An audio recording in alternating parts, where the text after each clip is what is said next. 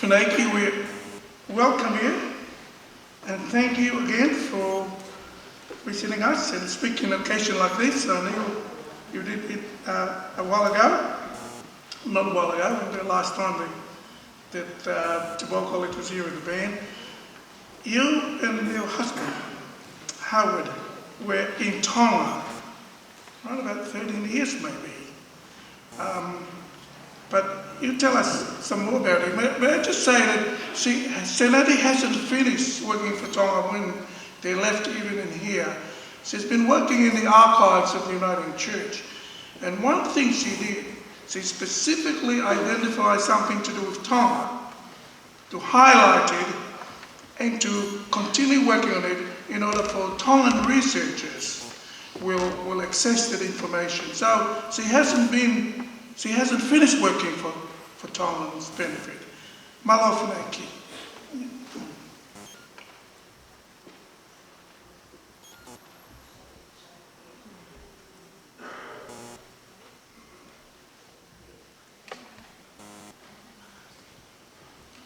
Me a pango ko tūri whoki tai minu.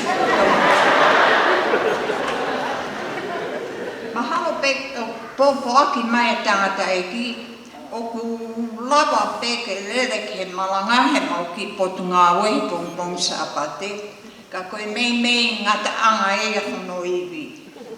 Mahalo pe ku mo whanongo he koriste fine i Melbourne ko MLC. Na e toki whakatuku ia he taha walu ua. Aia dai ki mua a korisko Tupou, a ki e tau e taha ono. Na mahino ke kau misinare he kamata anga, a e fuu mamawha ki he kāinga tō ngā a mea koe ako. Pea ko tui ko uhinga ia na e wawe pe he ai a whakatuku e korisi. Nā kutupu hake whoki i nā wharu, pia te whai peha ki whakamatala no ki ai. Ko mana tuku i he taha hiwa tau noa, a hiki mai e whare me nukualofa, ke hoko koe whare lotu i nā wharu. Ke mua hi taim ko iana e whai malanga e he whare ako. Pia koe mea taha ko mana tuki, koe misere he tau nima pepe ko tau ono. Aena mo ua katoa e tamaiki ako he mahaki ko ia. Tuku kehe pēa toko ono pe toko walu na nau fuafua fuau nau toki fisi pe ko ha moa o maua e mahaki. He kei pong e au pito na e o e whineki mo tāta e ki o a ahi pe tamasiki takitahi o fua e mo whi pe whaia he whineki whakahane ke tāta e ki he lea whakawharanse.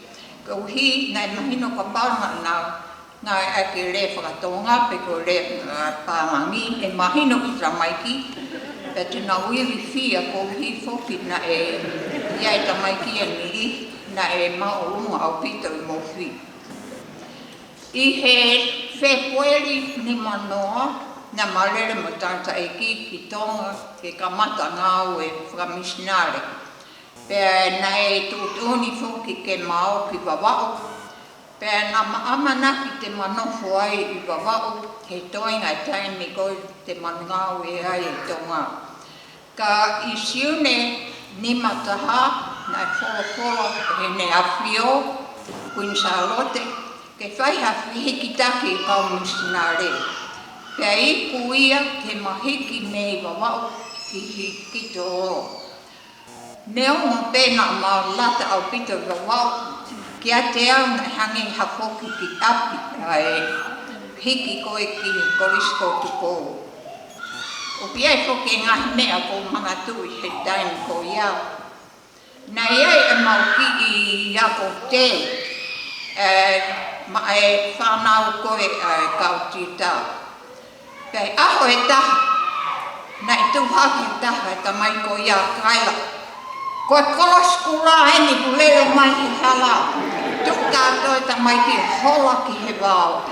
Ko hika ngā uiri whia toki he whai to'o ke ta ofi e whai e mahaki koe tai fotu. Pe koe taimi kono mau i tolo hala au pita ha telefoni, pea koe mama uhila nai toki mahauia mahalo he nima wha a pepe ko nima ono. Ka koe mea nai whainga taataha koe hala. Koe taimi kona e hange mumia i lahi whoke uha i tonga pea lahi e pele pela ai hala. Pea whai lewa taimi ke mau lele ai ki kolo ki he whakata. Pea mau heka he lenowa. Pea efi hia whoki e lenowa ia he pele pela. Pea kole lewa e te retoa ia me he whama. Hao moia. Pea efi hia moia. Pea koe mea whena i pau ke whai. Ke mau tu ki he ve hala tu usmai lo wakau. Li he hala ka koe mau tona e pāsese. Mau tu ki o teke ai lenowa. Pea tohu whoki e teretoa whai pea lawa. Pea au koe ki nuku alofa. Ne pau ke mau kumi hakane vai ke whai kōru. O mau toki hūk he whakataha, na mau me tō mui he taimi kotoa. Ka koe mea nai whakahuha ataha, na whai pea hoko ha whakatutāma ki he tamasi, halavea, pe puke, whahinga mea pehe, pe anga whewhe hono awe ki whare mahaki. Ko mana tui a wheke he taimi na e ta ua pe tau tōru. Na e kaka hake ia he a kau o tō, o whasi. Pea nei lawa peho no awe ki nuku alofa ki whare mahaki. Pea nei amu tamasi ko atoni whihaki. Nei mo uaia he mahaki ko appendicitis. Pea o koe whahinga mahaki ia, ka pau e tuai mana tahua e whakatutāma ki au pito. Ka mālo nai lawa pehno awe a ko tōni kei taimi. Nai whai whoki pea pehe e amanaki nai tūtalahe i taimi ko ia, pea mo e kautita, maha koe ni mawhitu ia. Nau whiu he whaingata ai hala. Pea nau whakakau lewa ke tānu. Pea kaika ke loto i pui a ngā ia ke whai ha ngā ui ki ai. Ka mālo e ofai ka ngā lotu, pea mo ngā ui lahi nei whai he tamaiki. O lawa e ai tānu e hala. Pea me he taim ko ia nei mamau whie au pita. He whai mo kua whanonga hei hala. Ko whie whahaki i lau ki he kaututa lahi. Ko sauwhau pula. Amanaki hawea si peri tali ai. Ko tala mai he tangai piho ko marina e poto whoki he rea whakatonga. Pea ko whakapiko i he tai mini. Kai ke toi rea whakatonga ia. Ka nei mahino e he taimi ko ia e rea whakatonga. Tala mai e ia. Lahi e ne whanong he kau whai he kau. Kau tangata malanga he nā malanga o te he. Ko sau whau pula. Tuku ki mua. I he kātoa e kau whewhe kau mo i kau tangata malanga ko ia. Nai mahino whoki ko sau e manaki mo siuperi, poto at whakaata mai, kai koe mui whakalau malie, koe whahinga me e nai as kātoa he taimi kātoa.